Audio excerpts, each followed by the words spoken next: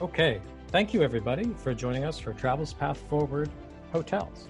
This is a part of Skift's series of virtual discussions that we're hosting as a rapid response of tactical ideas, analysis, and resilience to the industry as a response to the coronavirus crisis.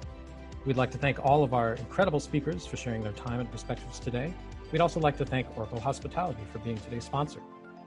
Before we begin today's session, we'd like to let you know that Skift Forum Europe will be coming up as an online conference on June 30th. Please join us for a day of intensely Europe-focused discussions with leaders from across the industry. Go to forum.skift.com to learn more and register.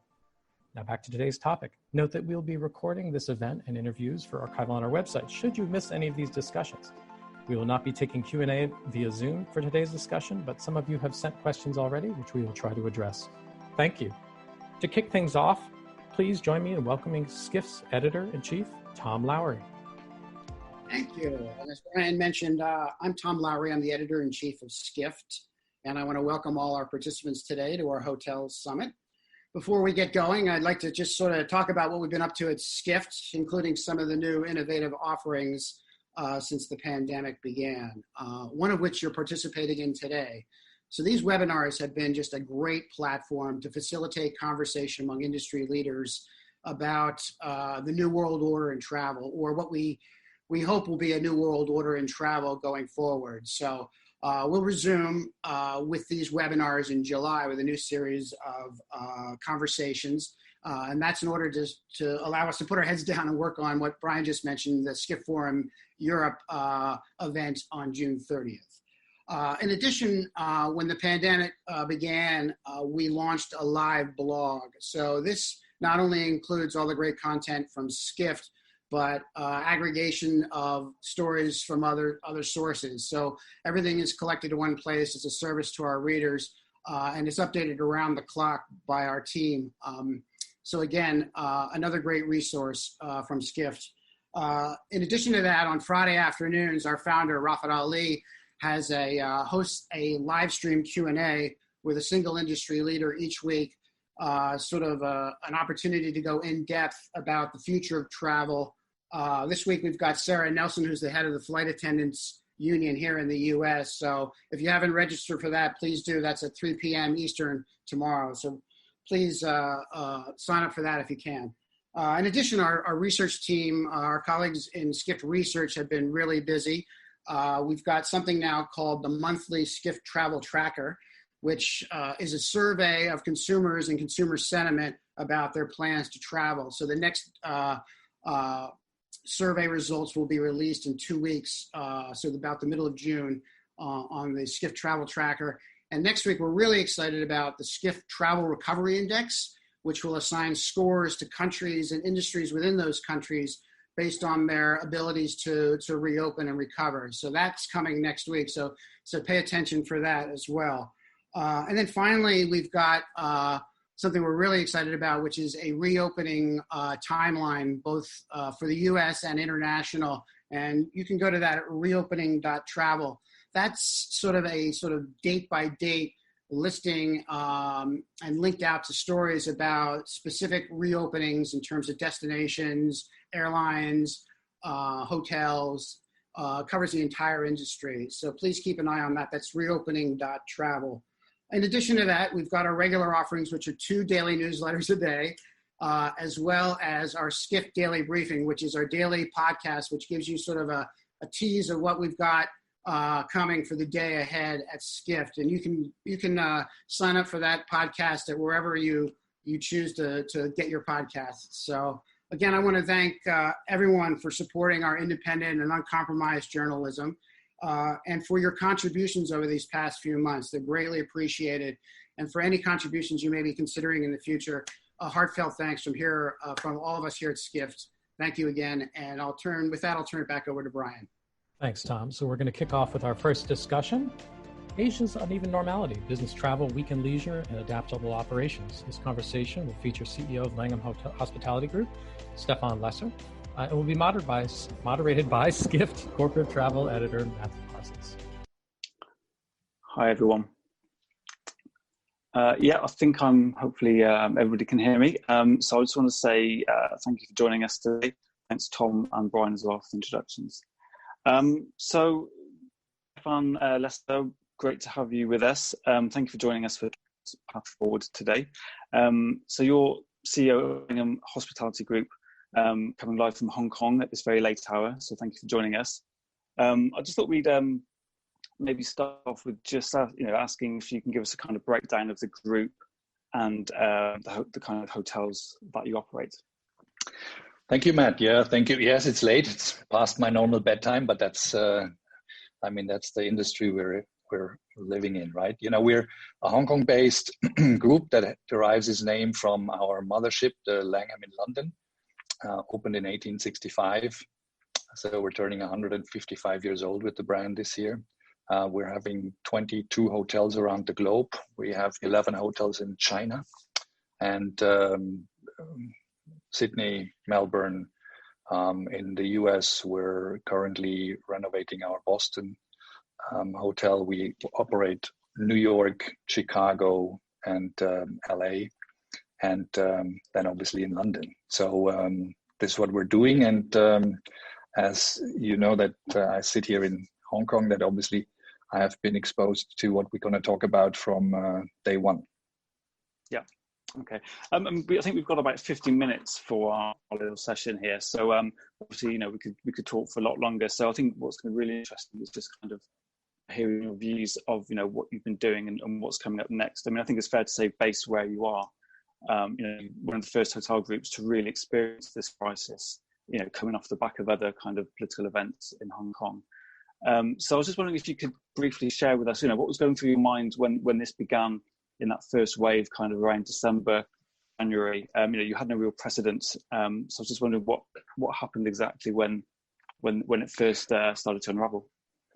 Yeah, it really hit us around, and for me, the personal experience was when I went back from work in the evening of the 22nd of January, and I realized that here in Hong Kong, about maybe 20% of the people were suddenly wearing face masks. And there is obviously a strong muscle memory from the SARS times. And you're usually on let's say on a winter day, you have 1 to 2% of the people wearing masks when they feel they have a cold and protecting other people. And then you can see 22nd, 23rd of January, already 50%, 24th of January, everybody, that was Chinese New Year, everybody was wearing a face mask. And then one of the differences between what you experience right now and what we have experienced in Hong Kong is that we actually never went into a lockdown situation, right? So we had a kind of like what I called a controlled hibernation and a little bit of a lockdown in China. But in Hong Kong, the two major things that happened was the first one, that the schools never opened after the Chinese New Year holidays, and up to now they're not open. And we canceled all the events and basically exhibitions and large gatherings. But the rest, we were still using the public transportation systems, F&Bs open, and all those kind of things. Where in China, we pretty much went down to zero relatively quickly, and all hotels stopped pretty much operating for roughly, and I looked at it today again, for roughly about an 8 weeks period. Mm-hmm. And here in Hong Kong, because then the borders closed, obviously F&B business is on, but accommodation rooms business is pretty much in single digits. Yeah. Okay. And from my perspective, you're obviously the luxury sector seems to me like it's going to be pretty hard hit by this. They've got the emphasis on kind of 5-star dining experiences. And I know in the past you've talked about, you're not high tech, you're high touch. So clearly quite a lot of work to do around those kind of perceptions of the luxury sector. How are you going to adapt some of your hotel experiences, do you think, in the future for the world?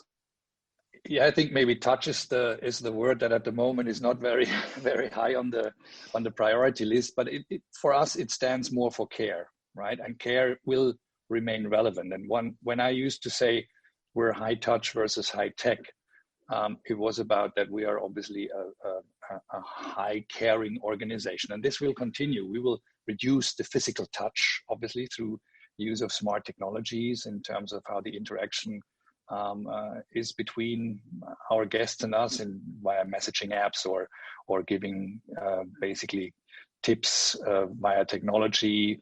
Also, increasing the level of understanding of why are people coming, why are people traveling, and making sure we have a very bespoke and craft experience for them. And then also when it comes to F&B, it's about how do we adapt the offering in a way that people can still enjoy what they love, but with peace in mind. And one of the examples that I said is there was a headline that this is the end of the buffet offering. And this is actually not what we're seeing. What we're seeing is that we have to look at how we deliver it in a very different way. And when we talk about luxury buffet offerings, obviously that was not about all you can eat. It was more about how do I present the things that I always wanted to try, but wouldn't choose on a menu, and have this kind of like offering in a way that had some quite nice side effects that what we see. You know, we reduced actually food waste in the way we deliver it right now, because people are still selecting it, but we're then handing it to them rather than they are doing the things themselves. And we have plastic protection shields in between them and the food. And so there are little adaptations. But if I've learned one thing, we're part of an industry where I think we're used to deal with the uncertainty. And the teams are incredibly fast in understanding what the original intention from the clients were. Why do they want something in a certain way? And then how can we deliver it in a new way of still giving them what they want with the confidence that they can get it in a way that it's safe for them. Yeah. Okay, thanks. And you know, I think it's fair to say as well, you know, a lot of hotels, cities around the world, you know, restaurants are still closed. But you know, we talked very briefly earlier, and you mentioned, you know, dining is still going on in Hong Kong in particular. And give us an idea of how, you know, those specific restaurants or hotels are kind of adapting. I mean, is there still a good atmosphere? Is kind of the people confident? Are they relaxed?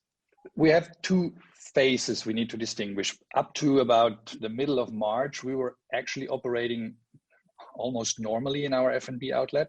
The one thing is that you enter it with a face mask, and you then take care of it when you dine. Then we had some returnees from overseas that brought a little bit the number of cases up here in Hong Kong. And then we had for a certain period of time where we reduced and increased a little bit the distances in between, for example, the tables. We reduced the number of people at one table down to 4. That has been now relaxed up to 8. But what I would describe it is a little bit like traveling before and after 9/11. Before 9/11, it was all about hurdle-less travel, how you quickly get through an airport onto your plane. And after 9/11, it was shoes off, laptops out, liquids out. And what we do right now is when you enter, whether it's a store or a restaurant, it's very normal that you get your temperature checked, you put your travel questionnaire very quickly, fill it out, you put your phone number down in terms of, just in case something happening, that the traceability is there. But you don't really, it's not something that bothers you, it's just adapting a new normal. And that is maybe a little bit the difference between us operating already in that environment and you are mostly being in a lockdown situation where you just don't know how that will feel. And I can tell you the actual dining experience doesn't really feel different. We had just a lunch at a Vietnamese restaurant a couple of days ago, and 8 people, it was an absolute normal dining experience. Okay, that's quite reassuring to hear, but it sounds like these are the kind of experiences that the rest of the world will start to adapt to. Obviously, you've got quite a large footprint with your hotels, and these hotels cost a lot of money to run. You've got the extra hygiene costs. So, we're talking about hotels today, and there's going to be a lot of hotel groups around the world looking at how they deliver a good service, a safe service, but still manage costs and keep open. Can you give me a kind of rough idea of how your different properties are managing the costs, or how you as CEO make sure that businesses, the hotels will run effectively in terms of occupancy levels or just keeping staff on board? Yeah, one of the main messages that we had to discuss with the team was that, as strange as it sounds, but being closed is actually the easier management challenge than actually gradually going through an opening process. Because being closed, very clear, the focus is all about cost. But when you reopen, the real tricky part was, how do we make sure we don't bring on cost faster than actually the revenues return? And what we've seen in our experience now from China is that the amplitudes of the returning business are quite big.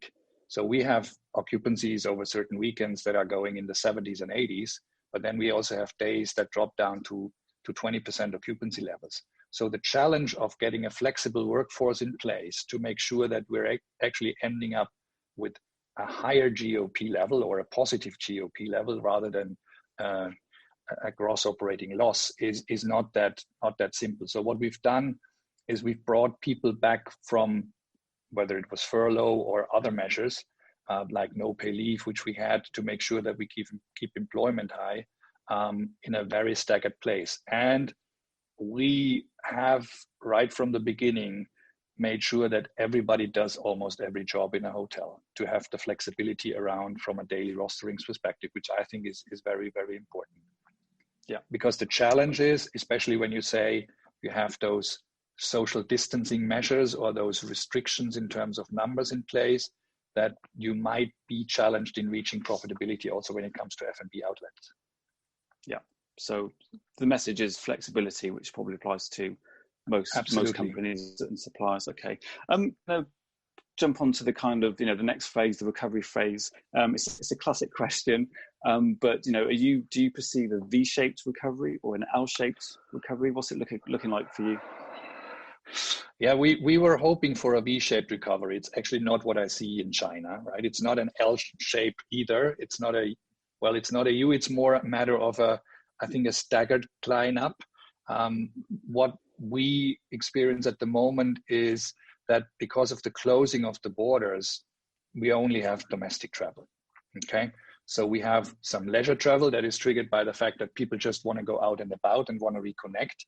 And then we have some domestic business travel returning. But the affairs, the events are only returning in China as of the beginning of July. So we will see how that will happen, how that will affect our Shanghai business when there are actually 27 events scheduled just close to our Hongqiao hotel between July and the beginning of October. And that will be very interesting to monitor.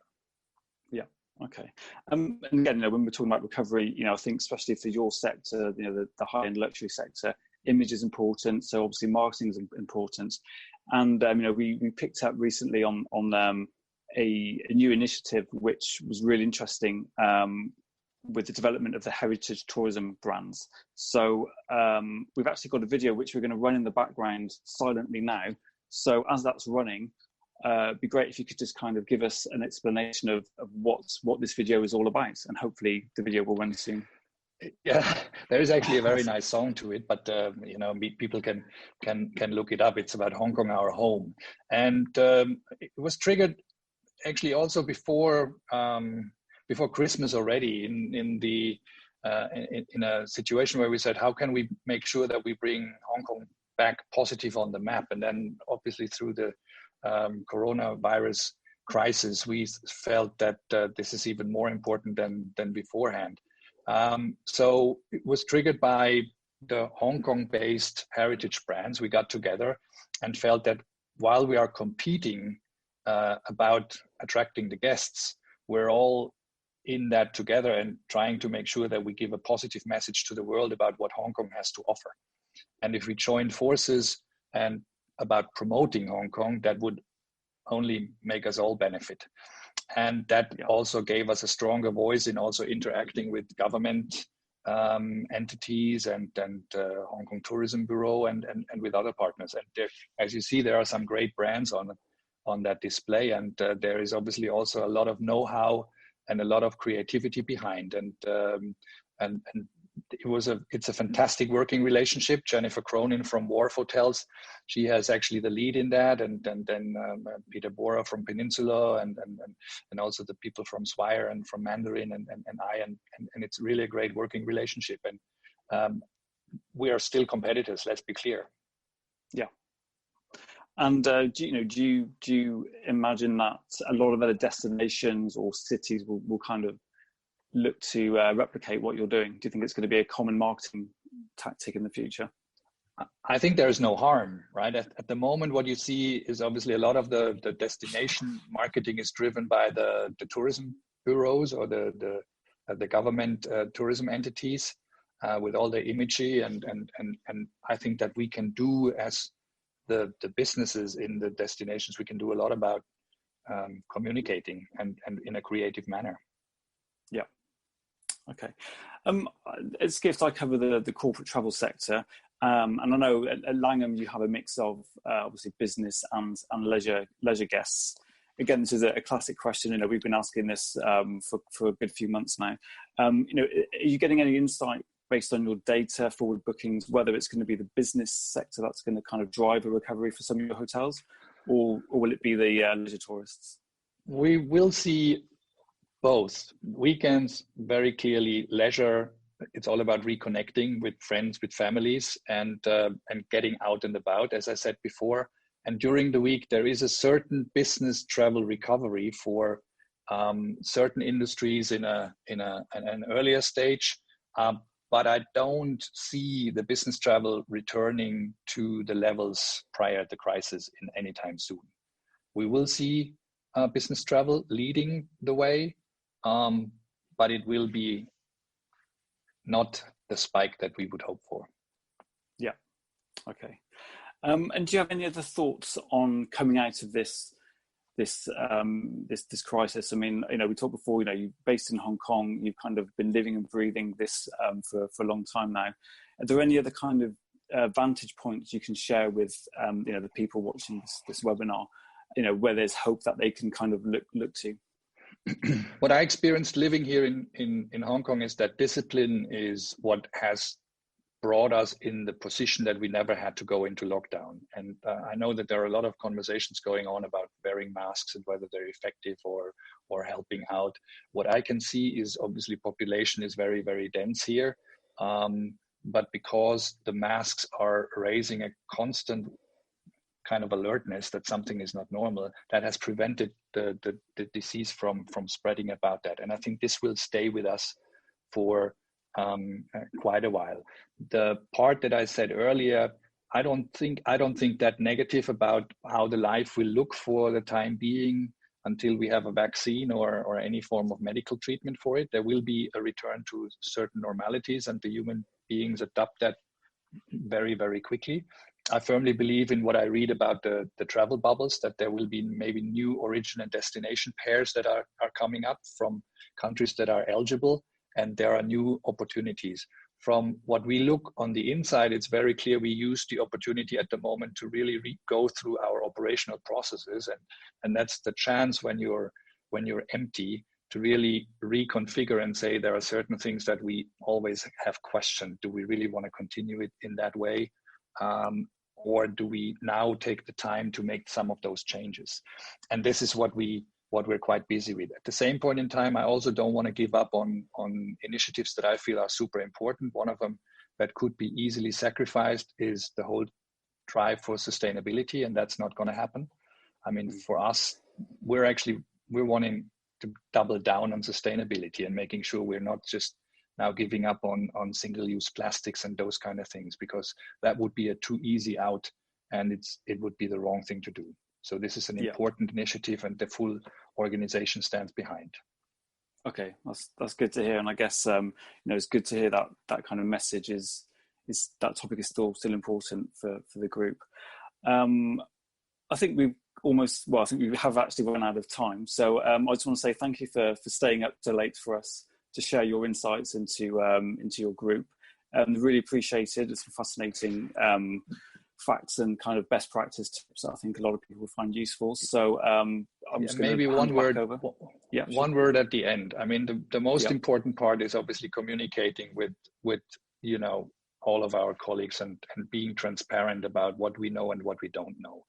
Because while we see certain things, we cannot communicate enough about also the things that we don't know, and what the assumptions do we have in place, and then what are the consequences about if these assumptions don't, you know, materialize or not. And I think this is something that in our industry, where it's all about people, is super important. So thank you very much for having me. I wish you a great day or a great afternoon. Yeah. Great stuff. Okay, well, I'm sure this kind of, the message about transparency will also continue throughout the rest of this webinar. So, thank you again, and good luck for the future. And I'll now hand back over to Brian. Thank you. Thank you. Thank you, Stefan and Matt. Next up, we have a conversation on shifts in luxury, wellness, and guest experience. This conversation will feature global brand head of Waldorf Astoria and Conrad Hotels and Resorts at Hilton, Dino Michael, in conversation with Skift President Carolyn Cremens. Hi, Dino. Thanks for joining us from the UK. So let's jump right in. You've been with Hilton for 11 years now, and you're overseeing both Waldorf and the Conrad brands. In the course of 6 months, Hilton goes from celebrating its best year on record, its 100th anniversary, to cut to the pandemic. Hilton has furloughed more than 60% of its 430,000 person workforce. Now, if I'm correct, you oversee 60 plus properties, 11 which launched just last year alone. So Dino, what is the current state of those hotels? Are more open than closed right now? And do you feel like we're past the worst of it and on the upswing? Thank you. Thank you for the invitation. 2019 was always going to be a difficult year to beat, with that kind of record-breaking growth. And again, it's not something that we particularly want to be at the forefront of having that many hotels open every year. I think that the planning and our growth strategy is solid. Coming into this year, I think we're still very confident. We've still got 3 hotel openings in 2020, Conrad Punta de Vita, Waldorf Astoria in Xiamen, and the Susana Hotel, part of our Alexa collection. So across our 3 luxury brands, we're adding to our portfolio of over 70. So I think we're comfortable. And yes, I think it's been a very, very tough start to the year, like everybody else. But we're reopening hotels every day. Today we reopened our Waldorf Astoria in Jerusalem, so a big shout out to the team there as they start to get back into it. But no, I think we're always looking at a long-term perspective. I think there will always be a short-term issue. I mean, this one is particularly acute. I think I'm deciding whether the word of the year for this year will be unprecedented or social distancing. But there will always be something that I think that affects growth. I think obviously this one is harder, faster, and deeper than most. But if you think about our growth and our relationships, these are 25 to 30-year relationships. So we're always looking beyond that. Wow, amazing to think that new hotels are going to be opening this year. But I'm glad to hear that some of the ones that have closed are starting to open, like in Jerusalem. So, Dino, talk about what's happening in China. You had mentioned when we talked earlier that you were seeing some revitalization there. Is it just in China or is it Asia at large? And my second part of that question is, what are some of the early lessons that you're learning from China that you can apply to the reopening of Europe and North America? I think obviously China being at the forefront of the pandemic, we looked there first, looking at trends, but certainly we're seeing a lot of pent-up demand. Stefan suggested a lot of positive news around weekends with leisure demand, a lot of, domestic travel ramping up, particularly that anything that's within a drivable distance whilst restrictions are in place. People are, really happy to be out, celebrate, become, sort of get out of their town, visit some of our newer properties. So we're seeing a lot of strong demand leisure-wise. Again, business during the week, slow but steady, and everything is at a different stage. But if China's anything to go by, I think we're confident as other countries come out of that. And obviously the rules are changing daily. I think a lot of it will depend upon restrictions internationally. Are there or aren't there quarantines in place? Will there be air bridges being developed? But certainly looking at the guest consumer behavior in China, they're still expecting the level of service, the quality of delivery. It will look different, of course. And obviously, as we're being nimble and we're changing our processes, the one thing I think we're really proud of, given we're an 18 brand strong enterprise and our luxury portfolio is 3 brands, I think I've been really impressed with the way we've been able to be nimble, to react quickly, look at our processes, look at our brand standards, adapt them in the short, mid, long term, put into place the right strategy to keep guests comfortable, confident, very safe and secure, that when they are visiting us, our processes are in place. I think a lot of it will depend upon listening to the guest, asking them what they want and reacting accordingly. But I think if China, is a measure to be looked at, I think that the results and the outcomes are positive. Great. Tina, one quick question on the audio. If you can maybe get a little closer to the mic, we might be able to hear a little bit better. But I want to shift the conversation into how luxury is shifting now through the pandemic. And, when we think about luxury, it's really that human touch that elevates and sets apart the experience. But what does luxury look like in a no-touch world?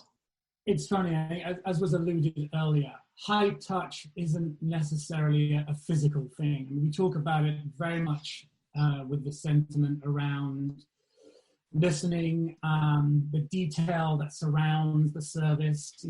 Particularly with our brands, we've always pushed an ethos of, intuitive service, really reading guests and their body language. If a guest comes out of their car and they immediately pull out, hand sanitizer, or if they've arrived in a mask, you can suggest from that they are a little bit more conscious. If they walk to the rear of the car to collect their own luggage, they probably don't want somebody to escort them to their room. So we've been training that for a while, that whole ethos.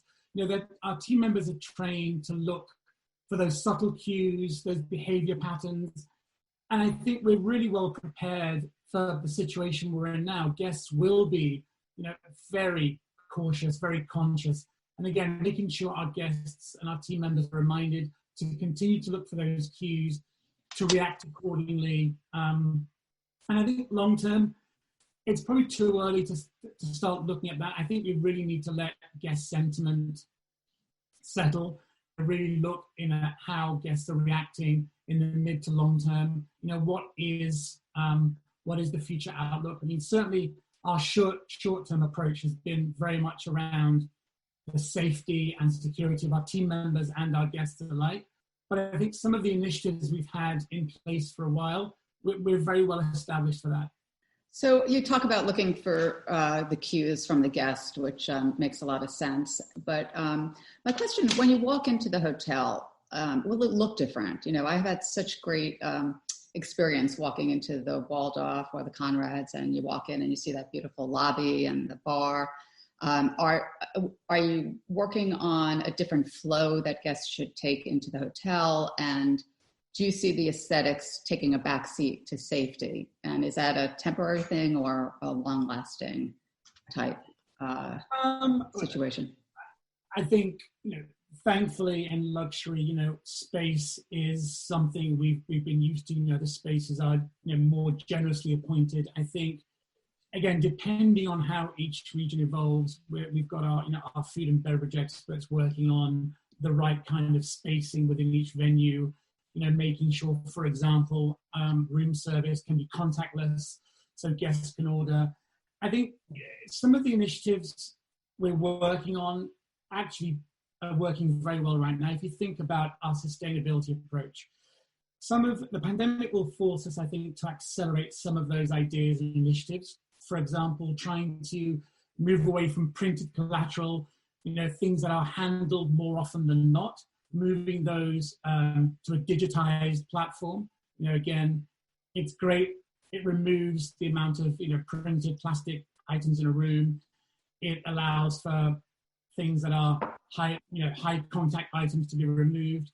But I think that from a design point of view, and I think some of it will be short-term shifts in how we place items, but certainly making sure that particularly with our technology, our Hilton Honors app that runs across the entire enterprise, we've had, check-in and straight-to-room technology for a while. So that's something, again, someone can come in straight to their room, really minimize the amount of interaction they want to have. And particularly, we've been very vocal about our initiative around Hilton Clean Stay. I think, in luxury, we're very used to having our branding very much in the background, very subtle. I think in this case, we're putting our partnership with, RB, Lysol, Dettol, and the Mayo Clinic very much front and center. So there'll be a lot of cues visibly around, that safety, cleanliness, security approach. from the seal on the bedroom door that shows the guest this room has been cleaned to a much higher standard based on government advice, based on using clear, branded, recognizable products. So I think that will be, again, a short-term approach. Long-term, I think that remains to be seen. But certainly, as was referenced earlier, we will adapt to a new norm. I think, we're very good. Those of you who travel globally, every time we travel to a different region, there are different rules. And I think, as with most things, we'll adapt, and we'll adapt quickly. And I don't think the spirit of travel will ever go away. Yeah, it used to be all the rage that, famous chefs were collaborating with hotels, and now the trendy collaboration is with hospitals and disinfectants, I guess, right? So, but you mentioned that. Yeah. I wouldn't say but you mentioned that early on you struck this partnership with Mayo Clinic and Lysol, which Lysol is like the Gucci of hygiene now. And you did mention about the Clean Stay Seal and the whole idea of walking into like this hermetically sealed room. It seems so much more sterile than luxury. So again, how are you going to infuse some of the more luxury elements? What are some of the physical ways that you're going to put some luxury into it beyond just listening to the cues of the guest? Yeah, look, I think our immediate focus has to be, reinforcing that confidence. And again, if you think about, again, the enterprise, of Hilton, the Waldorf brand, Mayo, our three luxury brands, all of those coming together is a very powerful message to give that safety and security. But I think at the end of the day, the experience won't change. That level of attentiveness, that reaction to the guest requirements, I think the way we deliver it, making sure it's done, in the right environment with the same panache we've always done it with, I don't think that level of engagement is going to change. Again, in the short term, I think, absolute, confidence in hygiene, I think pretty much overrides anything. But again, it's the team members that ultimately deliver it, and they've been doing it day after day. They've always been able to react comfortably, confidently to guest demands. So that won't change. Right. So let's pivot a little bit into wellness, which that's already a booming sector of the travel industry, and it's certainly core to your brands. How do you think that wellness vacations will play a larger role? And has it evolved differently now because of the pandemic? I think as we've all been probably sat at home for the last 8-10 weeks, I think everybody's much more aware that wellness isn't just maybe a little bit of cardio a few times a week. I think there is a growing awareness of their mind, body, and soul. I think our responsibility, number one, is to make sure our team members can come to work feeling, they can be safe, secure, they do get the right work-life balance, and we've had that with our Thrive initiative for a while now. I think from a guest point of view, making sure that no matter where they choose to find peace, meditation, we can offer that, whether that's partnering with apps or firms that can offer guided meditation in room, making sure that if guests choose to exercise in room, we can offer that. We have brands and partners that we can do that with, making sure that our fitness centers are appropriately distanced, making much more use of our space, our landscaping, so people want time to get out, be more outdoors, spend time with loved ones. So I think there's a much more holistic awareness of kind of that holy trinity around mind, body, and soul. Certainly for me, being at home now for 10 weeks with 3 teenage boys, going slightly crazy, it does make you aware of finding, a better routine, balance, harmony, between looking at a screen for, like many of us right now, for hours and hours on end, finding time to be outside, finding time to work on, yourself, your family. So I think we're going to have to make sure we can accommodate that in the guest room, in our public spaces, in our landscaping approach, So I think, there's a lot of work to be done there, I think. Yeah, you mentioned landscaping, and I can't help but think that that is going to play even a bigger role moving forward, because the landscaping will allow for these sanctuaries. And like you said, everyone wants to get out and have a safe place to, whether it be reflect or just breathe. But, I also, I know that you have so many partnerships over the years. You've always had very carefully curated and selected right partners. And I'm wondering if there are new kinds of partnerships that you're looking at now, perhaps with companies that can help Waldorf and Conrad get the guests safely from end-to-end experience. So aviation companies or limousine companies, basically transporting guests in a safety bubble. Have you thought about that, or are you doing anything to that end? I mean, not right now. I think our main focus is making sure that we get our estate fully reopened, get our team members back, get them in, put into process our new standards. Whether they are again short-term, mid-term. I think in terms of, particularly in the luxury world, making sure we're a resource for our guests. So if they are still again nervous about travel, giving them guidance, working with them to really make sure that, again, part of our Water Story brand is our personal concierge service. So you've got an individual from booking to departure that can help and support you that whole way through. I think having an expert on the end of an email or the end of a phone makes a huge difference to those who are perhaps a little more nervous than most. Gotcha. So, you're instituting, Hilton at large is putting in so many new measures right now, obviously to make sure that the guest is cared for at the highest level. What that you're implementing today, do you think will be here in 5 years from now? Like, will be part of the mix moving forward past the pandemic?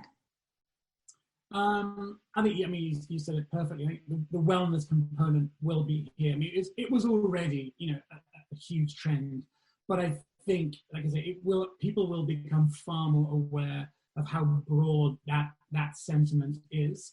I think certainly we're going to continue with our sustainability approach, moving toward making sure, the items in a room, the items in a hotel, where we're being mindful of, how can we make safety and cleanliness work in harmony with our footprint. I think an increasing amount of digitization, certainly for printed items, certainly for the way we deliver services. Again, I don't think that necessarily needs to translate to a reduction in engagement. I just think the engagement may look a little different. But I'd say that our standards will evolve to really make sure that what's appropriate stays, what perhaps needs to evolve. Again, that's something that, again, the pandemic isn't necessarily driving. It may be accelerating in some ways, but we are constantly looking ways of enhancing the experience and balancing that against whether it be owner return or, economics in region. That's going to continue, I think. I mean, certainly moving more to our, app-driven functionality. Again, certainly luxury, and making sure that physical, that personal engagement doesn't go away. Anything that we do on a technology front is really complemented by the personal touch. Yeah, I would say Hilton has been ahead of the game on the technology front, and it probably was a great benefit to have a lot of the mechanics in place at this point, so you can accelerate the tech side, the no-touch side of the operation. Dino, I have been notified that we are out of time. It was an absolute pleasure to have you on our webinar today, and we wish you and all of our friends at Hilton the very best, and look forward to traveling again and being at the hotels. Thank you for joining us, Dino. Likewise, thank you. Thank you, Dino and Michael. Next up, we have a conversation presented by Oracle Hospitality, focused on a data-driven look at hospitality's recovery. This conversation will feature SVP and General Manager, Oracle Hospitality, Alex Alt, moderated by Skift research editor, Jeremy Cressman. Hi, everybody. just to quickly set the stage for this chat, we're going to be talking about the difficult hospitality recovery challenges created by COVID-19. Today's hotel owners and operators have really difficult decisions ahead of them about staffing, how to reopen properties safely, and how to operate in this new environment. So to help think more strategically about some of these decisions that are facing hotels, Skift and Oracle actually partnered earlier this spring on a global research study that we did of both hotel executives and of travelers. And today, I'm actually joined by Alex Alt from Oracle. He's going to tell us more about how Oracle is working to help the hospitality sector during this crisis and also offer some key initial takeaways from the study. So Alex, welcome to the Hospitality Summit. We're happy to have you here. Thanks, Jeremy. Great to be here. So Oracle has this really unique position in the industry, right? You work with thousands of different partners around the world. What are you seeing from hoteliers right now? What are they focused on as they try and recover and resume operations? What are the keys to that? Yeah, so I think about the state of the hospitality industry really in three distinct chapters.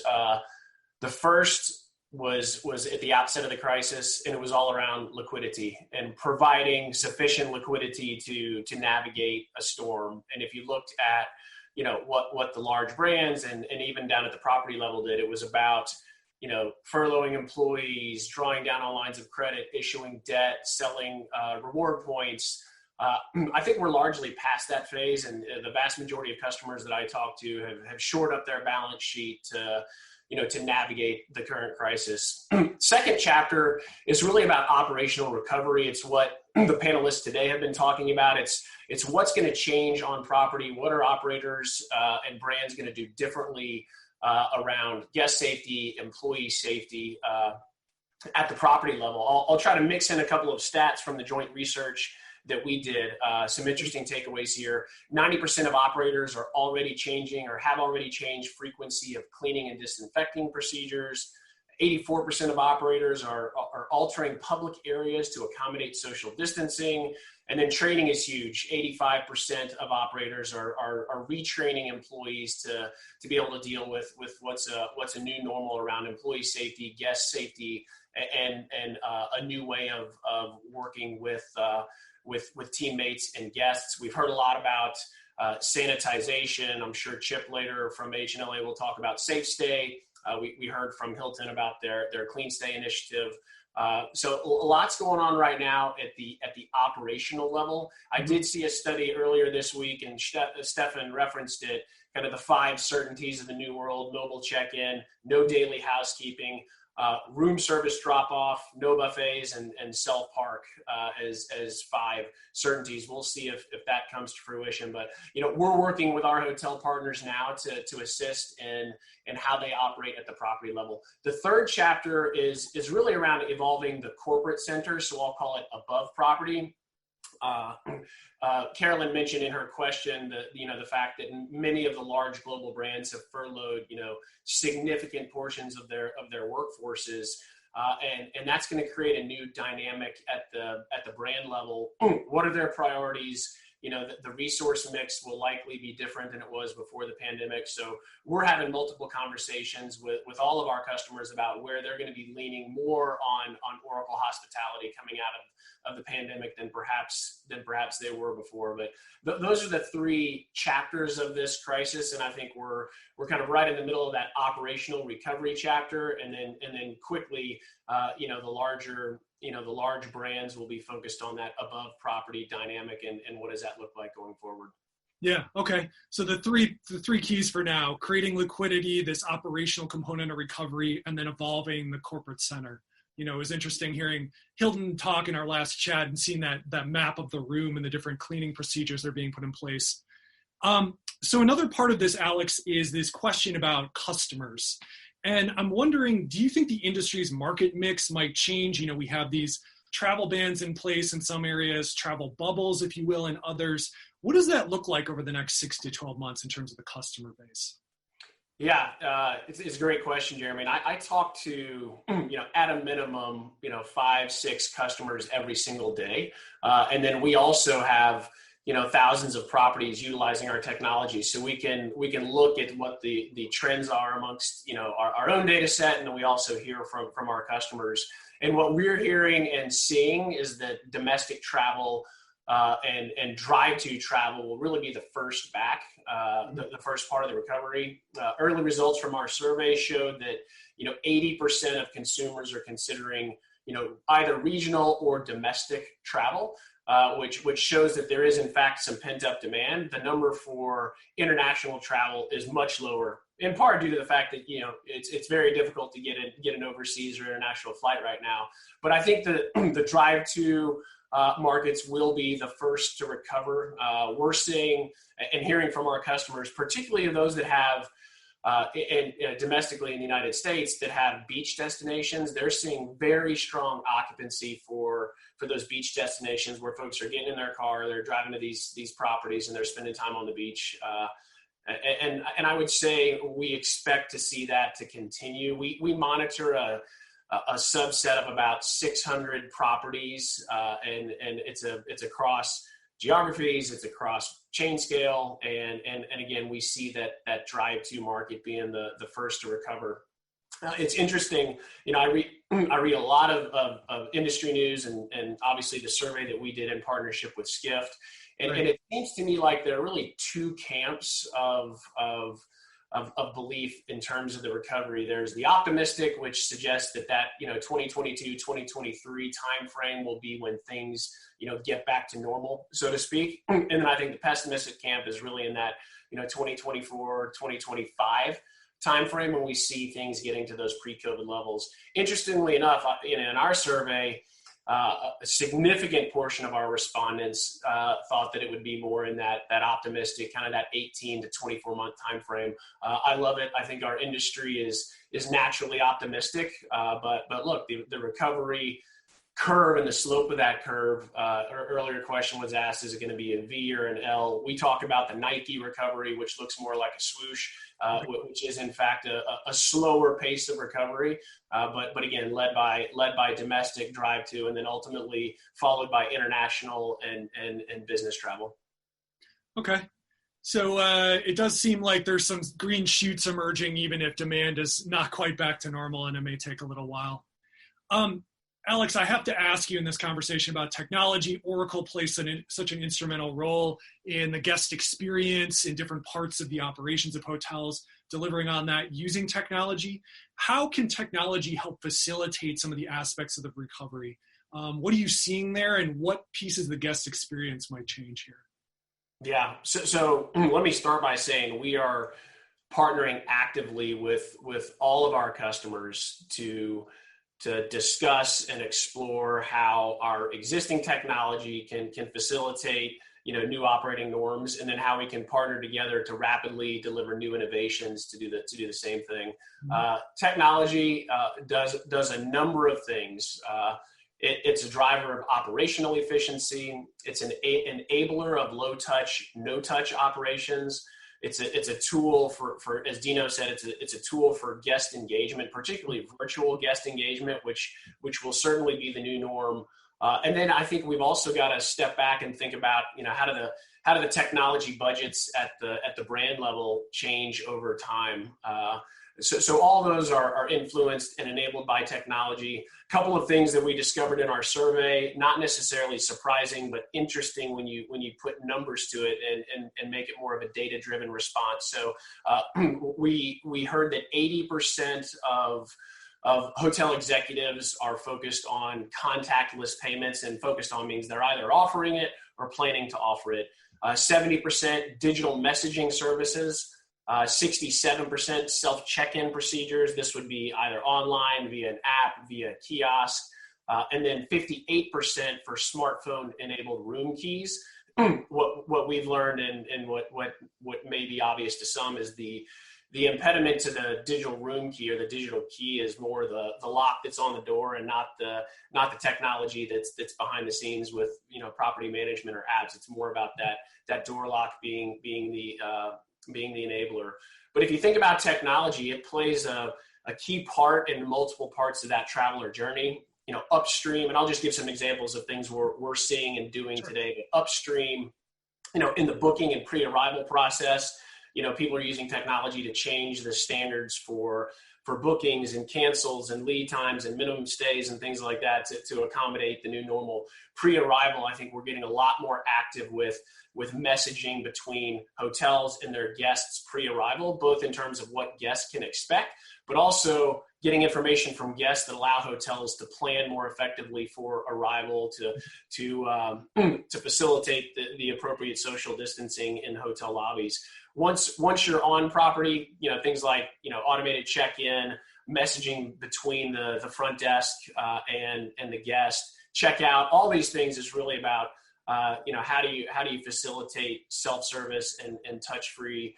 In all of my discussions, particularly with hotel company CEOs, this concept of touchless or contactless commerce and engagement is a huge priority. I loved what Stefan said in his commentary earlier. He called it, historically they use the term high touch. Now they've pivoted to high care. And absolutely, and Dino seconded the motion, which is you can still have high touch, high care engagement with your customers, albeit via different vehicles and different mediums, largely with technology supplementing what may have historically been an in-person engagement. And Jeremy, let me say one more thing. Okay. Oracle Hospitality has got a significant install base. Our products have amazing capabilities, but this is a very broad ecosystem. And a lot of where the magic happens is when technology providers come together to support our customers. We are in the midst of planning for, and we'll have an innovation week, the week of June 2nd through June 22nd through June 26th, where we're bringing in a broad array of technology providers, really with a focus on how do we rapidly enable touch-free engagement with guests. And the intent for us is to problem solve to help meet the needs of our customers, but also to accelerate certification of partners that want to leverage our core technologies to provide incremental touch-free services to hotel companies, employees, and guests. So that's an example of something we're doing to bring the industry together to really help our customers operate in this new norm and help not only use our technology, but other technology that's out there to facilitate this new normal when it comes to operations. Right. And it seems like such a great moment to, spur the industry forward with innovation and think about what comes next. What do you think the next 12 to 24 months, you gave this prediction before about the return in demand, but what do you see coming for the hospitality sector, Alex? Anything they need to keep in mind or they should be watching out for as they kind of chart the course through this uncertain period? Well, look, I think the panelists today have done a great job talking about the modified operating procedures. We sense and we saw, in our data, we saw a nice pop in demand a couple of weeks ago. And I think as we talk to executives, and part of our study, Jeremy, as you know, is we went out and talked to travelers and consumers, and there is a reasonable amount of pent-up demand up there. A couple of statistics, 63% of consumers are planning leisure trips within the next 12 to 24 months. The business market's coming back. 53% said they would plan international trips. So I think we're gonna, as the market starts to open back up, I think we're gonna see a nice bounce back. A couple of the panelists mentioned it earlier, that cross-border travel, that international travel is going to be heavily dependent on the airlines and when that airline travel starts to open back up. Right. I think the hotel brands that we work with, those that have presented today, are doing a fantastic job of getting to a point where they're going to make consumers and guests feel comfortable with the hospitality experience. I think the travel experience, the air experience, may be the long pole in the tent that ends up dictating when that international travel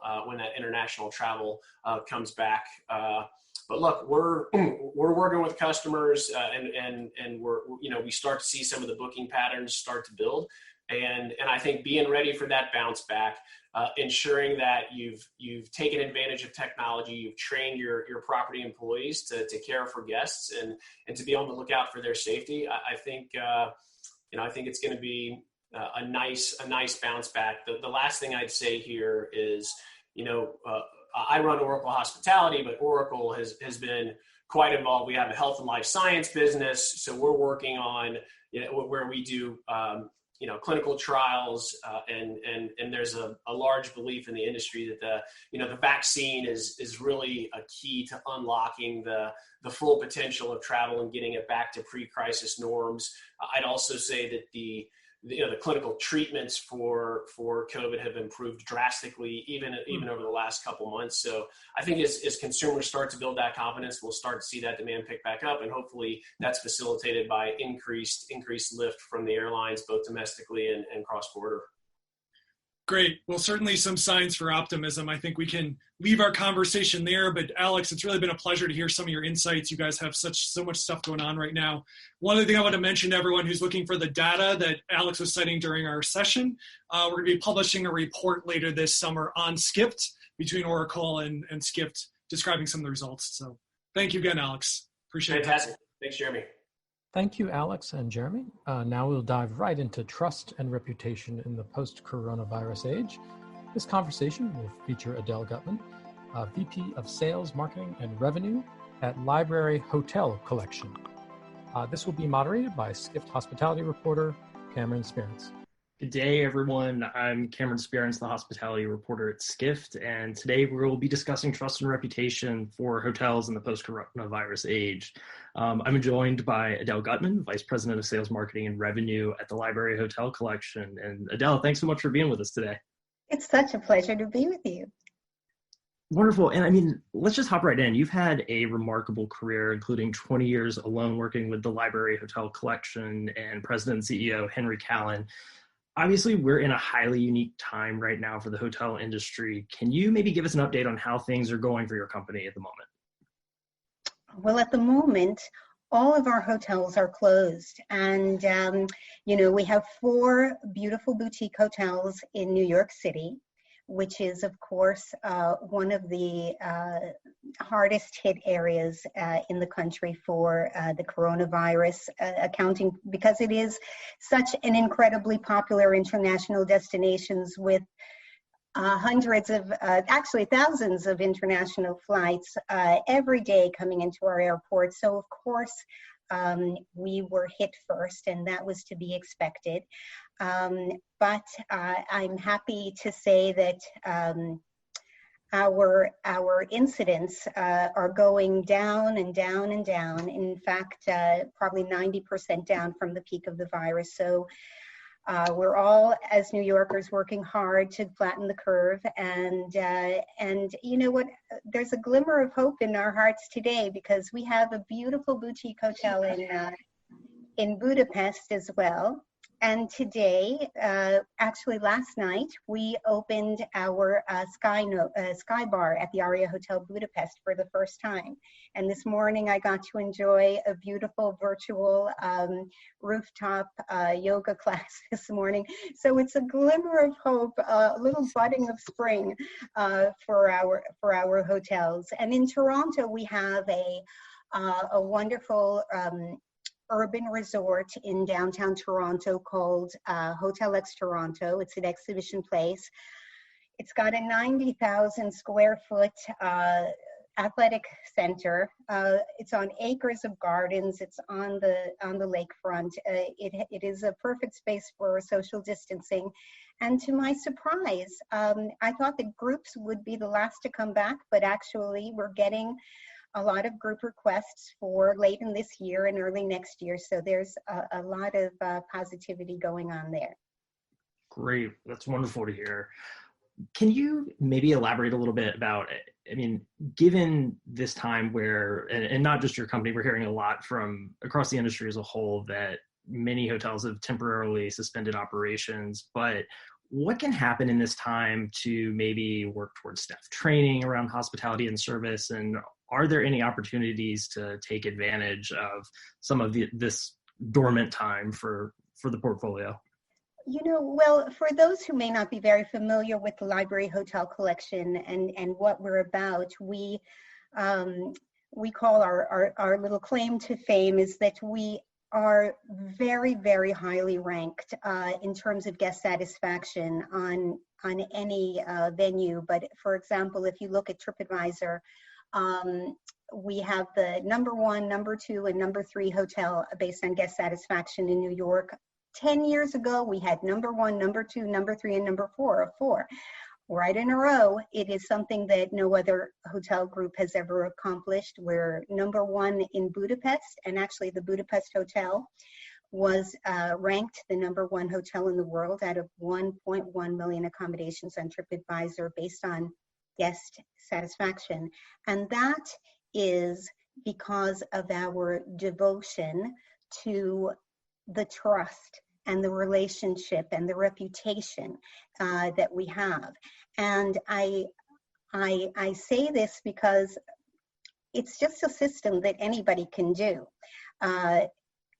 We constantly talk to our team about kindness and compassion and about doing everything we can to make sure that that guest is feeling cared for, appreciated, and respected at every encounter. And, you know, even our Toronto hotel, which isn't completely finished yet, we have a lot of bells and whistles that are yet to go there, and it's already ranked in the number 5 in Toronto. That means that what we believe about ourselves and what the guests say, yes, that is what you're doing, that is how I feel, that is how I'm being treated, that there is, that we have tried to flatten that gap between what we believe, what we want, what we're trying to achieve, and our level of care, and what the guest is really feeling that they're experiencing. And I would say that, you know, there's always a gap, what we VPs and CEOs and C-suite people, there's always a gap between what we believe and what we say about our company and what we're trying to achieve, and what every doorman, every housekeeper, every busboy and room service attendant, there's always some level of gap because we're individual people after all. But as leaders, it's our job to close that gap. And here, in this time of the coronavirus, I would say that trust has never been more important than it has been at this moment. So while I'm so impressed by the plans and the care and detail work that has been gone into the plans of so many companies, like we've really been trying to think through how can we best protect our guests. But what really is going to matter is how our staff delivers that actual care. And I'll give you some examples of gaps. Just yesterday, someone told me that they went to a store that clearly said that, you know, masks are required in the store. And as soon as she entered the store, the 2 people behind the counter were not wearing masks and not socially distant. And when she mentioned it, she said, look, I have immuno problems, and I was told that this was going to be, you know, a mask only place. And they said, well, you do you, we'll do us. Mm-hmm. And you know what? That person found out through friends that the owners of that places are really nice and they deeply care, but there's a gap between the planning and the execution. And, you know, the way to close that gap, I've been so inspired. I don't know if you've been watching our governor in New York, Andrew Cuomo. Every single day, he says to us, New Yorkers are tough. You're smart, you're united, you're loving, you're diligent. Oh, no, not diligent. He says disciplined. And every single day, he tells New Yorkers who they are. And you know what? I've been told by my friends who are walking around in the different boroughs, especially Manhattan, saying people are being so respectful, and that's why we're bringing that. Those risks down, step by step. And believe me, we're so focused on getting it right. I was just on a call yesterday with my fellow hospitality professionals in New York at the HSMA New York chapter, and I can tell you that these people just constantly express, they're talking about kindness and compassion.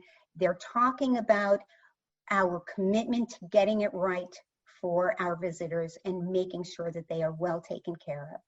That's great. Real quick, if I can just interject there. So I talk forever.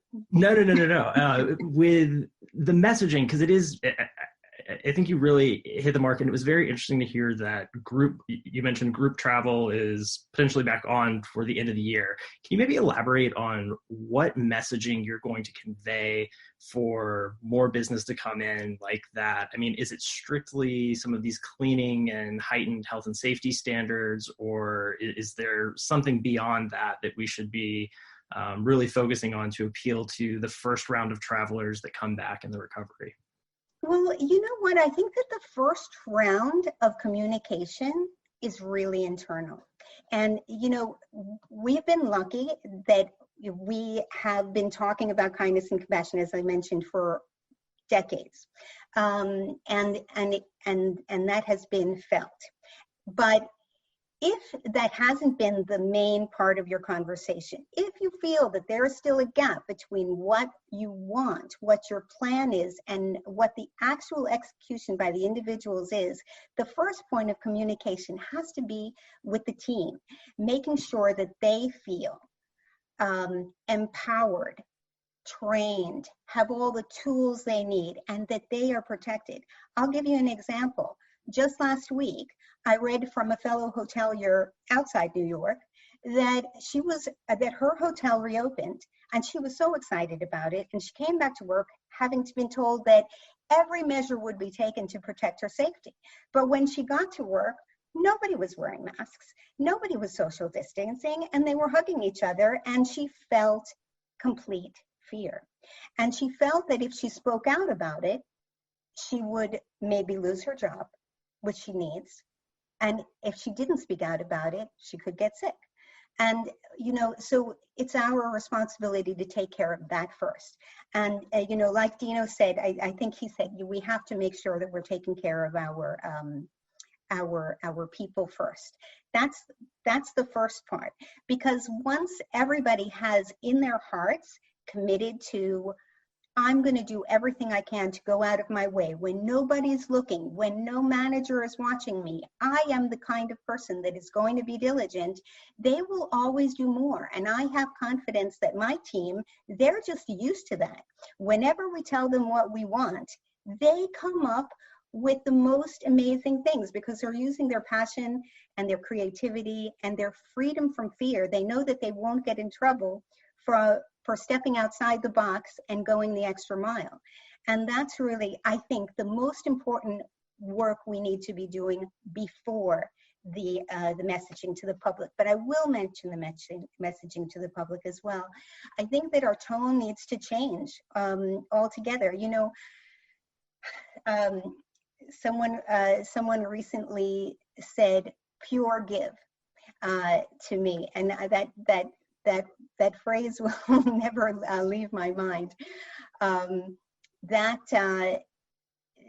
we should be our tone to our customers is how much we care, how much it's not about us, it's about you, how committed we are to you, and anything you need, we're going to take care of. And that we are, of course, we're cooperating with all the CDC guidelines and that we're working with the medical profession to create protocols inside the hotel for your safety. But you speak to us and let us know, and we're going to make sure you feel at ease any way we can. Wonderful. Well, Adele, I'm getting the note to wrap up. I think that's a great point to end with. And I really thank you for taking time today to chat with us. It's a pleasure. Thank you. Great. Have a good rest of your day. Thank you. You too.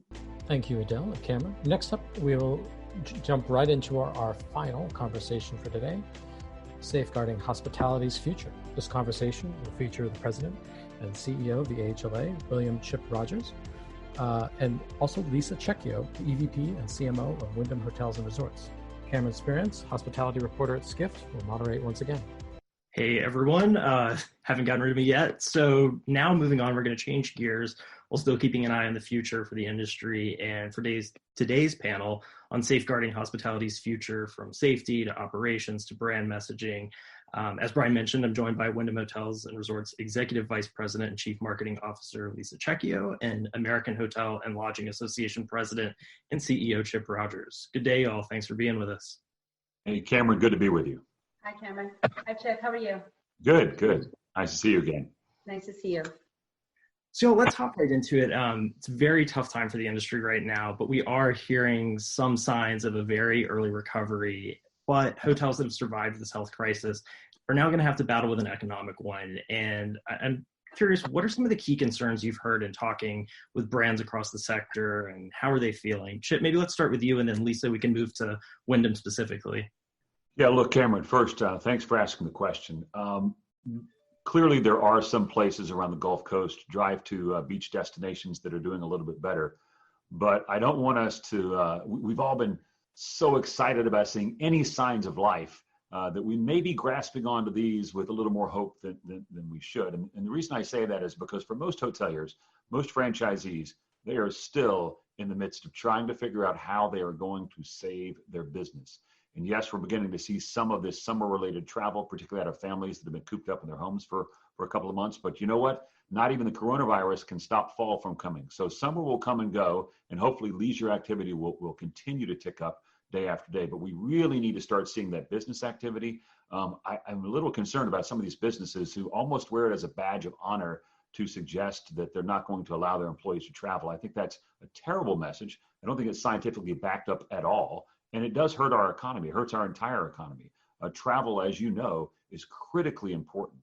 So when it is safe, people should be traveling. And I think we shouldn't be looking to necessarily always to those folks who've been getting it wrong so much recently. I think we should be looking to the folks who are getting it right. We can now see in what we call our laboratories of democracy, in what places across the country where the policies are working and it's making a difference. So once Americans start feeling safe again, we do need to get out and travel. It helps everybody. Wonderful. And Lisa, I mean, can you maybe elaborate a little bit on what you're seeing with Wyndham specifically and how some of your own operators are handling the crisis? Sure. So we've been fortunate in that in the U.S., of our nearly 6,000 hotels, over 90% of them have remained open through the crisis. And they've been able to do so running with limited staff and with the support of the CARES Act that they've been able to receive, as well as with some of the relief that Wyndham has been able to give them. We've been very focused on, doing everything that we can to help our franchisees to remain open, to keep their hotels open and afloat. I think to Chip's point, we are starting to be cautiously optimistic in terms of what we're seeing in certain pockets of the country. From a leisure perspective, we're definitely starting to see those trends tick up weekend over weekend since its low point in mid-April. But from a corporate or business perspective, the hotels have been filled with, essential workers ranging from, healthcare to the trucking industry to steel and construction. And so we're seeing a different type of business traveler into our hotels, but agree with Chip wholeheartedly that, when the time is right, it's going to be time for us to all be supporting travel and do what we can to get that travel back, those guests back into our hotels. Absolutely. So I want to move to cleaning and safety in particular, because there are major topics right now, especially in conveying trust and transparency to the first round of travelers during the recovery. The HLA Stay Safe guidelines are a foundation to a lot of companies' own cleaning standards. So how did you formalize this process, Chip? And Lisa, how has Wyndham gone about incorporating that into its own Count on Us initiative?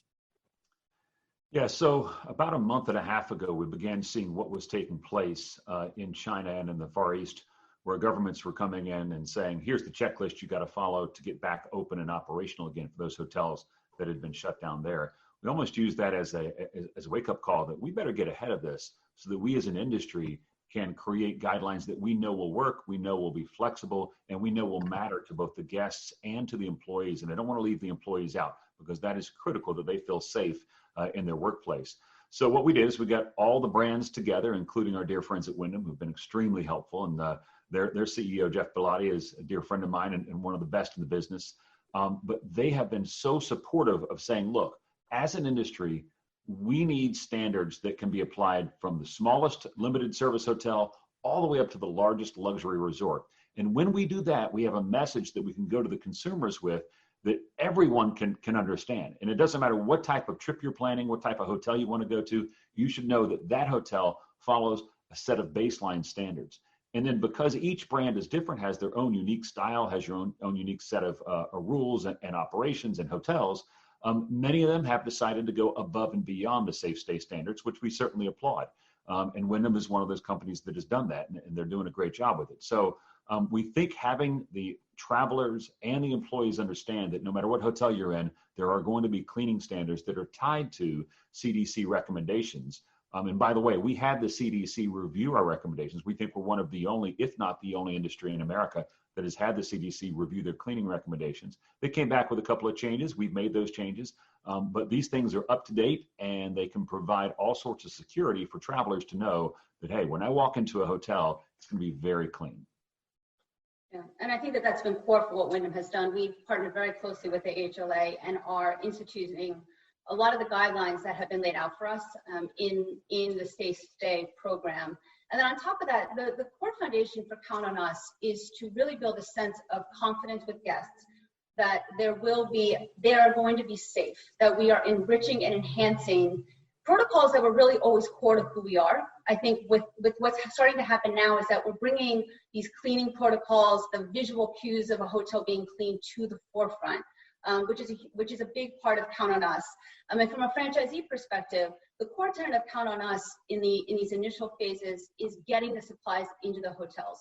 We heard from many very early on that with some of the supply chain issues, it was very difficult to source some of these EPA approved, CDC approved hand sanitizers, wipes, cleaning supplies, masks. And so through our partnership with Ecolab, we've now been able to drop ship these very difficult materials directly into our hotels so that our hotels have what they need to service these first guests that are coming back into their hotels. And those materials are starting to arrive as early as tomorrow, and then we'll roll out in the weeks to come. But, it was very important for us that in order to ensure that our hotels are delivering the highest standard of service to our guests and to ensure that our staff at the hotels are safe, that they have the correct materials and cleaning supplies to do so. And training as well, which is a big part of not only the Safe Stay program that we've incorporated into our training modules, but into the enhanced training that we're doing for our hotel staff. Absolutely. Now, Chip, beyond cleaning and stay safe, I know the AHLA has established a roadmap to recovery, and I believe we have a visual of this ready to go with a variety of ways that Congress can help get the industry back on its feet. Can you maybe give us a brief overview of what maybe are the most vital points in this roadmap to throttle the industry forward into some level of recovery? Yeah, I'm glad you put that up there. I know some of the writing is small, but folks can see it on our website as well. What's interesting about this roadmap, and to keep in mind, as with any roadmap, you may be in a different place than someone else who's traveling that same day. So as you look at this and recognize that different hotels, different parts of the country, different types of hotels, different companies are going to be in a different place in this roadmap than other places. So if you're in the Gulf Coast of Florida right now, where occupancy is booming, you're going to be somewhere different than if you're in a convention center hotel in a large convention city. But what the roadmap is meant to do is to say, look, here's where we need help first. We have hoteliers that are really trying to find any way possible to keep their business open, and that is so critical. What help can we get those hoteliers to make sure they stay in business? The second part of that, and combined with that, is the employees at those hotels. Keep in mind, Cameron, as you know, and somebody watching this, back in January of this year, we had 900,000 job openings in our industry, and now we have millions of jobs lost. It's all happened that quickly. So we've got to make sure we're taking care of the employees. The second part is, what is the safety, as we talk about with Safe Stay, that we can put in place to make sure that the hotel is operational and ready to go when those guests come back? And then the third part is, what are we doing to promote travel within the United States again? Right now, we know that a lot of drive travel is happening. If you're 3 or 4 hours away from a destination, you'll get in your car, especially at under $2 a gallon of gasoline. But how are we working with the airlines? How are we working with our friends at U.S. Travel? How are we working with the federal government to make sure that we are providing actual fiscal incentives for people to get out there and travel again? So the roadmap is, let's make sure that we're protecting the hotels and that they don't go out of business. Let's make sure they're safe, clean, and ready, and we're promoting that message. and then let's make sure that we are promoting travel so the consumer gets back out on the road again. Is there any, to follow up on kind of a point you made earlier about you need businesses to reopen travel, send employees out there? I mean, is there a part of this roadmap in appealing directly to some of these corporate clients and conveying just, hotels are ultimately safe and they can basically allay their fears knowing that these are among the safest spots to be in the country? Yeah, look, we do hold one-off phone calls. There's no question about that with large business leaders, and we work with our friends at U.S. Travel to do so as well. But the focus at this point is still that general message to all consumers, which would get hopefully both business travel and it would get leisure travel. Meetings and conventions is another issue. We absolutely need that back, but a lot of that's going to require some of the guidelines to be processed where those convention centers understand how many people they can have in a building at once. But I think that message, Cameron, of, hey, travel is safe and important, we've got to project that, but also want to mention that there's a reason business travel happened to begin with. And whatever the economic reason was for business travel to start and flourish so well through the decades is going to continue. So you might be putting your business at an economic disadvantage if you're not willing to travel. Lisa, kind of pivoting that message to you, I know there's also a reason for drive to and leisure travel to happen. And that was cited a lot in your first quarter earnings calls as why Wyndham would be at an advantage. But a lot of guests expect a very hospitable experience. And I'm curious, do any of these changes expected to come to the industry impact guest experience? And how do you marry sort of all these heightened safety and hygiene matters with what drives a person to book to stay in the first place? And that is a very hospitable environment. That's right. And I think we're thinking about clean and safety. If you think, we typically would market it in the background. It wouldn't be something that you would see in the forefront. You would assume that a hotel is safe and clean. I mean, that is the core to any real hospitable stay. And what I think you're going to start to see is this now come to the forefront the same way we talk about amenities in the hotel, the way we talk about food and beverage or Wi-Fi or locations, in that, guests are searching for what are our policies now. What are the hotels doing to clean? We've seen a significant uptick in calls to our hotels asking specifically what the protocols are. We've seen an uptick in calls to our call centers asking for, for us to explain what Counter-Us is, what guests can expect when they come into our hotels. How will we ensure that there's a consistency across the board, no matter what hotel brand they choose to stay in. And I think that is part of being hospitable and about really rising to the occasion to meet a changing guest expectation, in that they want a hotel stay that, especially for these leisure guests that are starting to travel, they want a hotel stay that is convenient as they think about, either visiting and rebooking and reconnecting with friends and family that they haven't seen in a while, or visiting and taking their usual beach vacations as beaches start to open.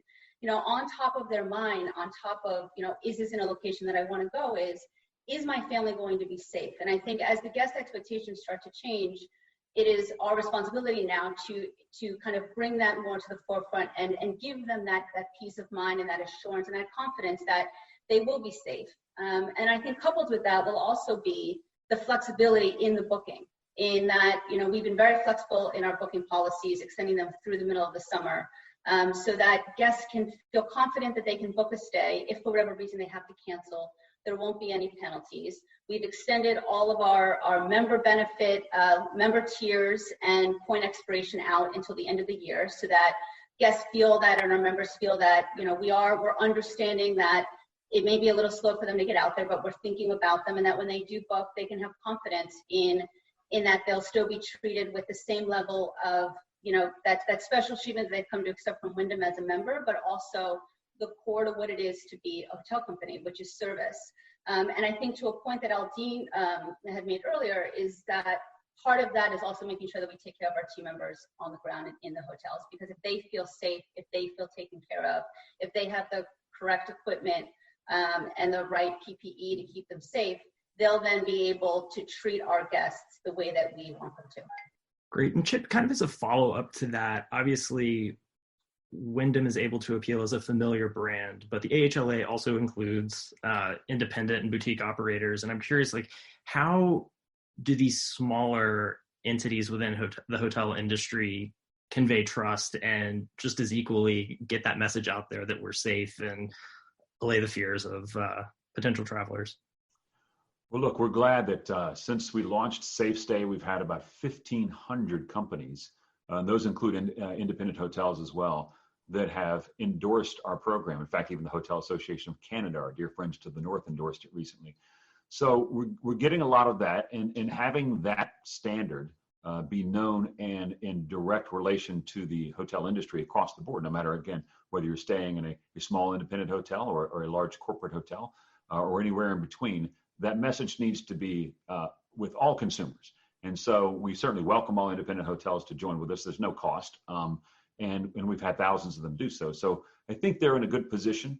But at the end of the day, we've heard a lot about what it is that we are going to do. In our world, we talk a lot about what kind of assistance can we get from the government to make sure that these hotels don't fail and that their employees can take care of their lives. All that is critically important.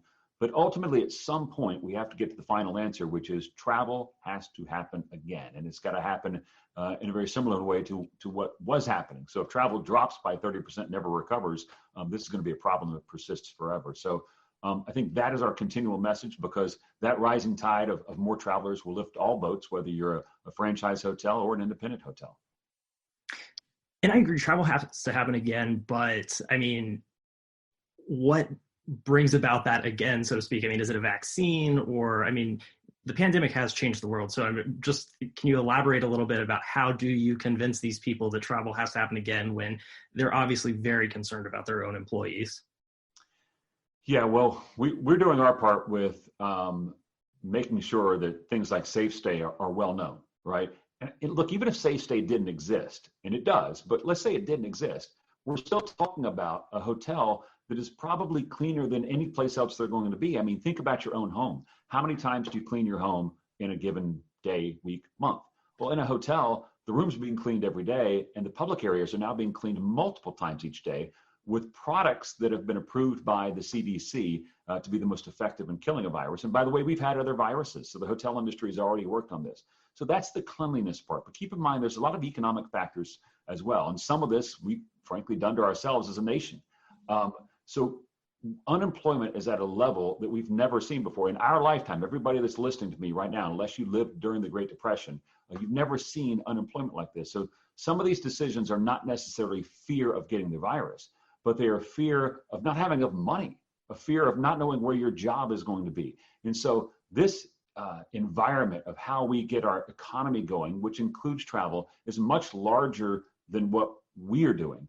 But it's important that we play our role, because if we play our role right and everybody else plays their role right, we'll get back, and that resumption of economic activity will look more like a V and less like a flattened out hockey stick, so to speak. So these are things that all of us can play a part in.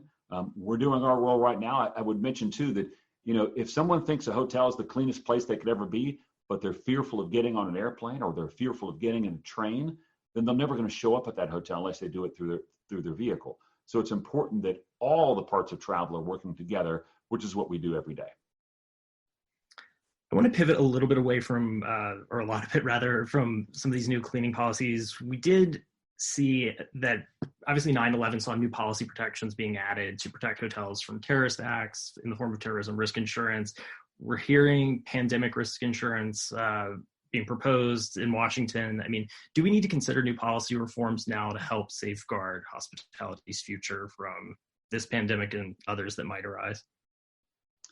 Absolutely. And we are very supportive of what's being called now PRIA, like TRIA, which was the terrorism risk insurance, PRIA, which would be for pandemic risk insurance, which would include business interruption as well from cancellations that were due to a pandemic, which, as a lot of hoteliers are facing right now, recognize that they didn't have sufficient coverage in that area to begin with. And so, yeah, those policy decisions are being made right now. There's a lot of policy being made, and we're at the forefront of all of that. It's important to keep in mind that we strategize our way through this. In other words, what we need here and now is for the CARES Act, the PPP, to work better, more effectively, and we're working on that. we have to take care of the financial situation as it exists right now, and then also at the same time project what is the future going to look like. So can we begin working on legislation, which we already have, to begin promoting travel? How do we make it more affordable to travel? I talked about the economic impact of the pandemic a moment ago. And then how do we make sure the next time there's a pandemic, and there will be another pandemic, that we don't find ourselves in this situation again? So all of those things are happening simultaneously, but we also need to make sure we're properly prioritizing them to solve the here and now problem. Because if a hotel owner loses his hotel, or if 2,000 hotels go out of business, PREA is not going to matter to those folks. They're out of business, right? Those employees are going to lose their job. So let's make sure we're taking care of them while also simultaneously looking to help ourselves in the future. Well, I was going to follow up with that, actually. I mean, we're hearing a lot about how operators are struggling with business interruption policies. So, I mean, is PREA going to help anyone who's struggling now, or is this a reactive measure? It won't happen retroactively. I can't imagine it's going to happen retroactively, because the products that were created, the insurance products that were created, didn't price in anything like that. So obviously, with every type of insurance, you're not going to have something pay for something or not pay for something and then expect to get it later. Like if I didn't put my 19-year-old son on my insurance and he got in an automobile accident, they're not going to cover it. So that's the challenge that we face looking retroactively. But proactively and prospectively, this hopefully will happen, because I think just like TRIA, when you have something of this magnitude, there's no single hotel operator that can walk away unscathed, and most have a significant lasting impact on their business model that hurts them for years. So we need to be prepared for these almost cataclysmic type events. Great. Lisa, I want to end with you. I mean, summer is about to begin, and we are beginning to see measured reopenings with different municipal and state governments. So what should the industry and companies like Wyndham be mindful of as we head into kind of an unknown travel season this year? Right. I think what we're very mindful of in the way, especially the way that we're going back out to market to our guests, is what they're ready for. And to be mindful of, as guests start to travel around the country, how they will be able to travel, and what are the local policies that are in place in terms of, if a guest is required to wear masks or not, or, what is required in the hotels. We did see over Memorial Day weekend through some of our beach hotels in Florida and in East Texas, occupancy start to rise as people start to, come back into the hotels, and the social distancing that we've put into place in the hotels was very effective. We're getting questions on, in terms of, is it the guests that are asking for it or the hotel staff in order to keep it safe? I think as we're seeing more and more guests coming into the hotels, it's going to be even more critical that we are mindful of these measures, and then we're mindful of ensuring that our staff is prepared and ready to welcome them. I think we're also going to see an increased measure in the way that we talk about the visual cues, both in the hotels and in our marketing, when it comes to all that we're doing to keep our guests safe, and that we're prepared when they arrive in the hotels. I think Wyndham is very uniquely positioned in that, with over 6,000 hotels across the country, 90% of those hotels outside of major markets, to drive to locations that we're seeing this first segment come back to. And having been open the majority of the time throughout the pandemic, we are welcoming guests every single day. And we're seeing more and more of them come in on the weekends. And I think the message to them and to our franchisees is that we're ready. We're ready to welcome them. We've put the correct measures in place to keep the hotels and the guests safe. And that we'll continue to do this for the foreseeable future, because again, these are enrichments and enhancements to what we were already doing. And in our partnership with the AHLA and other associations, we're really mindful of that level of consistency and trust that we want to bring back to all travelers coming back, because it will be critical for all segments as they return to have a sense of confidence that guests of all kinds can be in the hotels, that will be safe, and that we're doing all that we can to keep them that way. Great. Well, I think that's a good note to end on. Lisa and Chip, I can't thank you enough for joining us today and giving your insight on as the industry navigates this recovery. So wish you both the best, and thanks again. Cameron, thanks. Lisa, great to see you. Nice to see you too. Thanks, Cameron. Bye-bye. Thank you so much, everybody, for joining us today for Skift's Travel's Path Forward series for hotels. Thank you to our speakers for sharing their perspectives during today's online summit. And once again, thank you to Oracle Hospitality for being today's sponsor. We will be sharing a recording of this webinar later this week via forum.skift.com. You can view all of our continuing crisis coverage on the industry at skift.com. And as a reminder, we are hosting our Skift Forum Europe as an online conference on June 30th. We hope you can join us. Thank you, and hope to have you join us again in July as we continue our Travel's Path Forward online summit series.